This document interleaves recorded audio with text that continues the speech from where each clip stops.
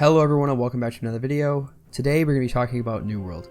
So recently I have seen many people asking the question, why is New World blowing up all of a sudden? And just in the past few days, player counts have hit numbers that we have not seen since April. As a result of this, server queue times are increasing again. In response to this, server numbers and player limits are also increasing. So why exactly is this increase happening? Well, there's a few reasons actually. In my last video, if you haven't seen it already, I talked about the evolution of New World and how it's changed since the announcement back in 2016, as well as the many post-launch updates that have been made.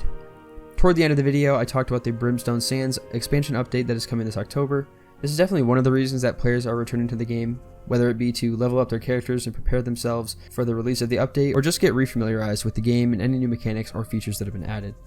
This new zone is also unlike any of the other zones that we currently have in the game, and is something that is definitely going to get many of the endgame players to return to experience the new zone, along with the Great Sword, the new expedition, and the new ability changes.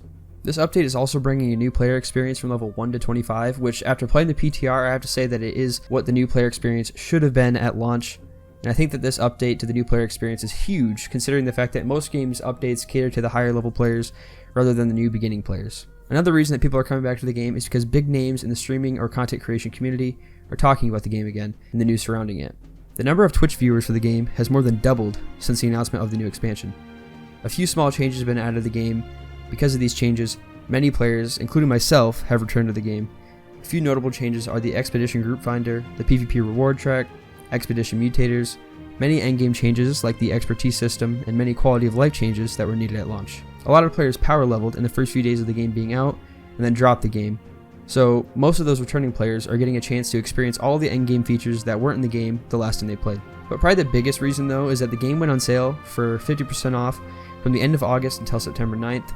This caused a huge influx of players who had thought about purchasing the game previously, and then decided to buy it now because it went on sale. Does this mean that because the sale is over that player counts will drop?